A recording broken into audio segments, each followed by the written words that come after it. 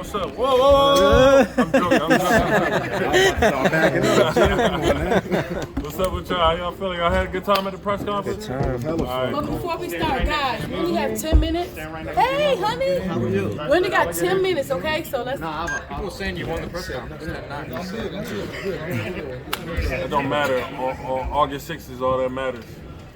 I could win the press conference. I could win every interview. All that matters is on August 6th. Jake Paul got to fall. That's all I'm focused on. Hasim, what was your first thought when you got the call or the email or however it was they communicated that they were interested in you as an opponent for this fight?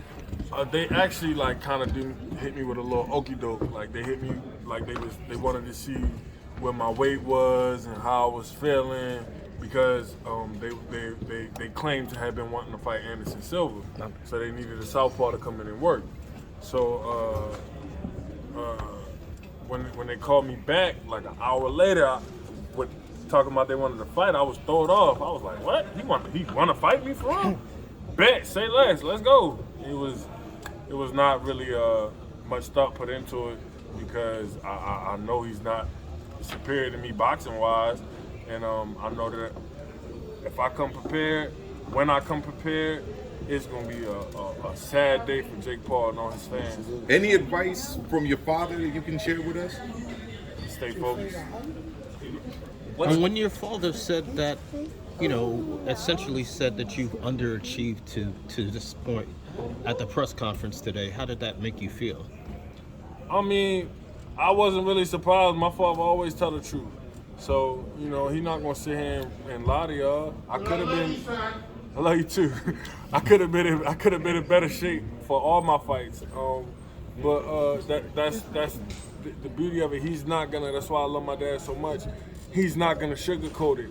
He's not going to sugarcoat it for me. He's not going to sugarcoat it for y'all. If I wasn't where I was supposed to be, like he said, he told y'all today, I wasn't. And that come from me being full of myself and believing in this undefeated hype and you can't be defeated and all this, everything you're doing is enough, nobody can touch you. I got humbled.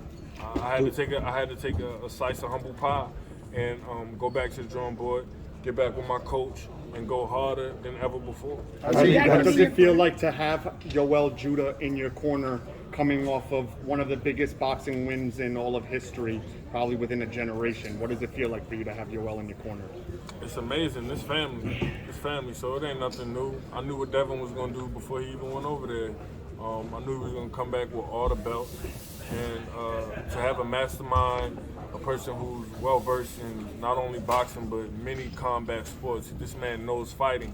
This man knows what we up against, and he knows that when we come on August 6th, we're going to come ready, we're going to come prepared, and it's like I said before, it's going to be an ugly night for Jake Paul. Some of my mentions nonstop are saying that you're going to take a dive in this fight because of one sparring session. Can you just put that to rest, and to all the people that are saying that this fight's going to be fixed, what do you say to that? I mean, look, man, I was in Atlantic City Boardwalk Hall. My father was fighting Evander Holyfield. He had a hematoma on his head, the size of a cantaloupe. He put his life on the line in this sport. Holyfield could have hit that thing. It could have bust open. My father could have died. Really put his life on the line. You really think I'm going to disrespect not only my father, but the sport that I love, the sport that put me through private school, the sport that has afforded me not to ever want for anything. I've never wanted anything, ever, in my life, because of boxing. I don't know what it's like to want something because my father put in so much work in this sport and dedicated his life to this sport. So in what realm do you think I'm about to go out there and do anything other than put my best foot forward? You're asinine if you think that. Talk about avoiding the distractions with the with the bat and these other things that, he was almost trying to bait you into taking. You're clearly focused on the fighter. Is that kind of stuff? I'm turning this into a Hasim Rockman Jr. show. Right. It's not his show. Right. It's my show. And the fight's gonna go the same way. Whatever he try to do, I'm not gonna let him do. It's what I do. This my fight. How important it is to defend the family name? Because you mentioned in the press conference how the last name is always in the boxing world and whatnot. That's what I'm saying. Like he tried to say he going to end the. He can't. We in the history books forever. Rockman is in the history books forever. And I'm not the last Rockman. There's gonna be a Rockman after me, Sharif, and there's gonna be a Rockman after him, Hassan. Now, I don't know how many more Rockmans we got, but those two, Sharif and Hassan, are definitely coming after me. And he's gonna have to pay for all that talking he did. He's gonna have to pay. Because when I get in there on August 6th, I'm gonna remember everything he said. What is Hasim, the? you said, I'm going to humble him, and I quote, I'm going to humble him. The confidence is pretty high, going into the fight is pretty high, but also talk about the rehydration clause. You know, could that also be a factor? It's important that you brought that up during the press conference. I mean, because he want to keep running around talking about, oh, I'm fighting the heavyweight, I'm fighting the heavyweight. You're not fighting the heavyweight. You're fighting someone who fought at heavyweight, but we're fighting the cruiserweight bout. This is a cruiserweight bout. And then on top of you already, you keep wanting to say heavyweight, but you put in the contract that I couldn't gain 10 pounds the next day, all the way up to like 6 p.m. Like, come on, man. That's crazy. Do you see it affecting you? No. We have the best team in the world, and my weight's already coming down crazy. I'm gonna hit weight before the fight, and we're gonna be ready to go. I don't have no problem putting in the work. I don't have no problem making the sacrifice. This is such a huge opportunity. So many champions before me have made that sacrifice, and that's what they do. Just because it's not a weight class that I've made before doesn't mean that I can't do it. I can do it. I will do it. And on August 5th, y'all gonna see I'm gonna make that weight easy. And something that I didn't mention at the press conference, not only did he put in a rehydration clause, they fined me 25% for every pound I'm over. Matter of fact, every 4 ounces I'm over, I get 25% of my paycheck cut. That's how bad they don't want me to miss the weight. So if I come in 202, I don't get but half of what the pay is. Like, come on, they pretty much sent me the contract to say no, so they can say that I turned it down. But I said yes. A handicap. It's a handicap. That's the only way Jake Paul get down. He always want a handicap.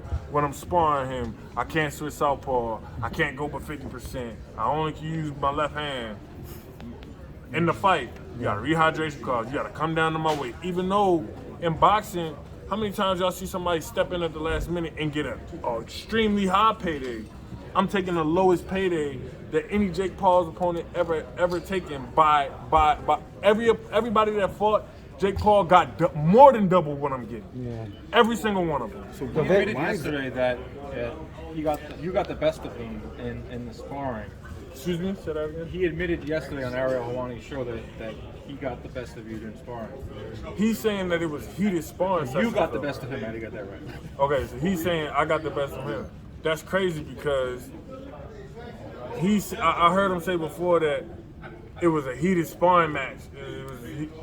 How is it a heated sparring match if I'm using one hand?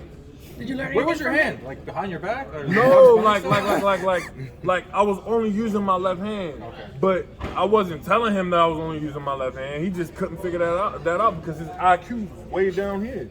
A lot of times sparring is like a time to work on stuff. Exactly, and that's what I came to do. A lot of his fans are casual fans. Joel, what differences do you see in Rahman already in this fight and from other fights or training sessions? What differences do you see in Rock Jr. so far? He's just way more focused. He's focused for this fight. This is the big one. You know what I'm saying? And he's going to do it. You know what I mean? He's up for this fight. He's doing everything we asked him for. And come August 6th, he's going to be victorious. How old were you when your dad beat Lennox Lewis? 9. Do you have any memories of it? Of course. I remember every second. I knew right when Lennox hit the deck, I was screaming like, get up, get up, get up, get up. The reason why I was screaming get up was because I knew my father was such a killer, it was going to be a blockbuster if they let him put his hands on him again. But he didn't get up. And as soon as they waved it off and we won, I said, oh, it's a target on my back. And I was more so thinking of it like for my father, because I knew everybody would be after him.